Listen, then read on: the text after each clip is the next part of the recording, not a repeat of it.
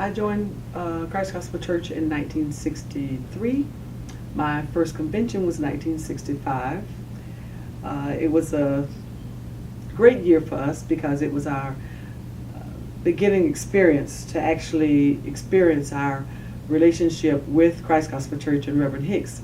So the anticipation of coming to convention was tremendous. Although it was a great challenge, we had a long ride from Florida up to Jeffersonville, Indiana.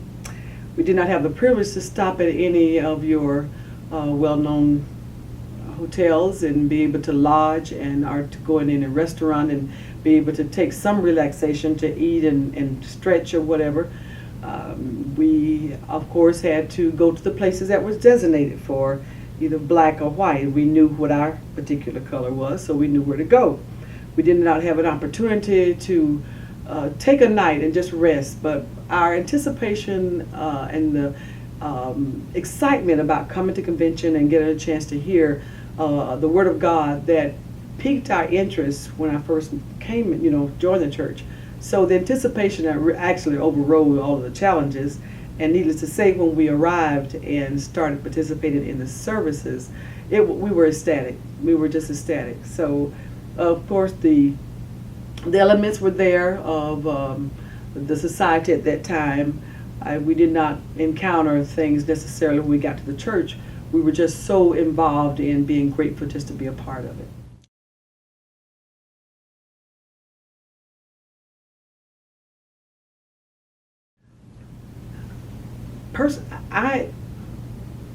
I accepted it, or should I say, I was excited about it because I had an opportunity to be among people that I did not necessarily, that I was obvious to me that I had no great animosity about.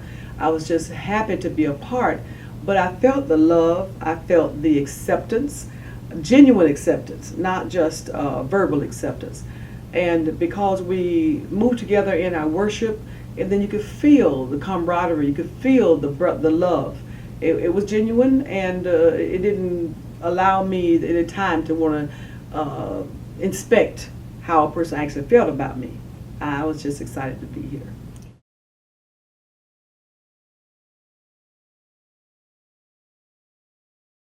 Being discriminated upon with Christ's gospel was never an issue. I never felt that, and I never saw that. I didn't experience that. I believe because I felt at home. My personal feeling when I started my journey with Christ Gospel Church, it was overwhelming, and it was very real. That inside inspiration that said, "I have come home." So when you're home, you feel relaxed. It's the great anticipation of what this experience held for me. So my outlook on those that were around me was just, I would say, it enhanced my experience.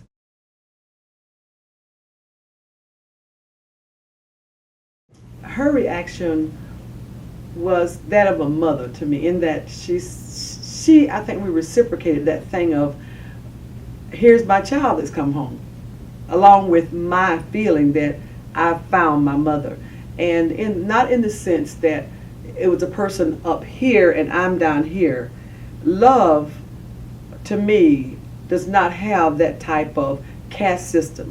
I felt her love. I felt her respect, if you will. I felt that she was the type of person that could look at you and had this value, and for a person to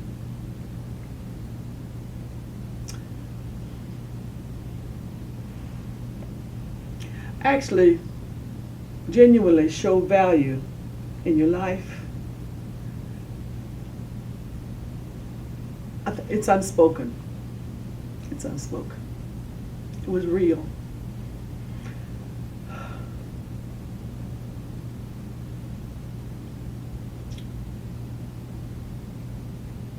And it's something that I treasure.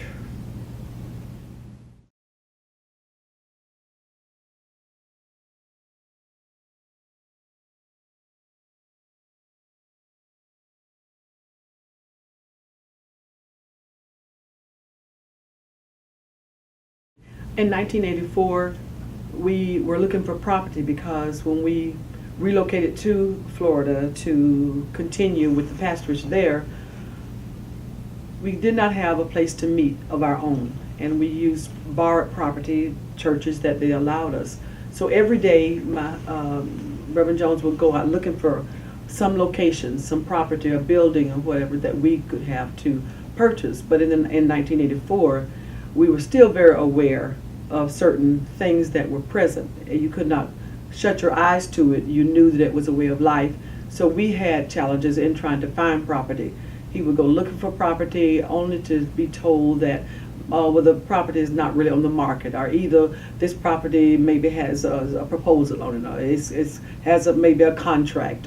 So every day it was this challenge of trying to find something in an area, especially that was totally segregated. When we told Reverend Hicks, we would report to her constantly about what our progress was in trying to find property for the church. And she was made aware again that, well, we are still living in a segregated society, but it was very unacceptable to her because she cared about us. She wanted the best for her parishioners because, of course, we looked at her as our leader as well, although we were the local pastors. So with her being involved in wanting the best for everyone, not just because we were the black church down there. She wanted us to have the right type of setting and be given the right type of respect. So it resonated with her, and she said, well, I'm going to come down and I will go to help you find a place. And she came down and she brought her daughter, Beverly, which was a realtor, and they started looking. The first day she was out looking for property, she rode on the very street that my husband had looked down. He looked on this street and found some property about 2 blocks from where we are now. And as she passed where we are presently, noticed that there was a sign on this property for sale. It had just gone up that day that she decided they went out to look. After seeing that it was available, then they started the proceedings, and the rest is history. We had to stay in the background. She and Beverly took care of the transactions, the documentation. We worked heartily to raise the funds, and it's history now. But we would not have had that privilege had it not been for someone of a different skin color to help us find a place that we could worship, and worship with, freely and not be harassed.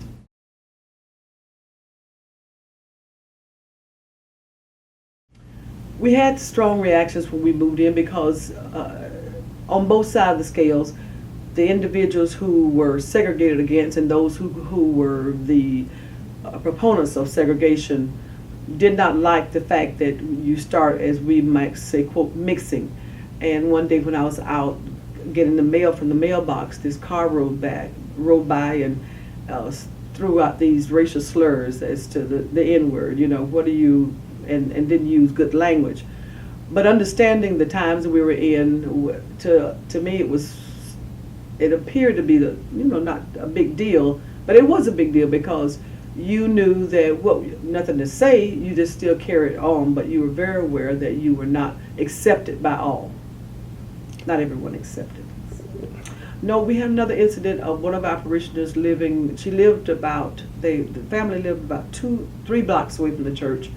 And one day they came home and the garage was painted with the N-word and just slurs. And this was painted there so you could read it. And of course the authorities investigated it. Things like that didn't get too far. They said they would watch out for the property. But it was one of those things that we were made aware of, that others before us went through greater things than we did. So we just took it as, well, that's one of the things you have to go through, and we moved forward.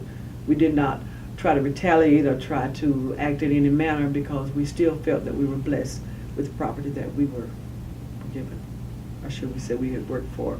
But we would not have had it had it not been for Reverend Hicks that stood and walked all the way with us.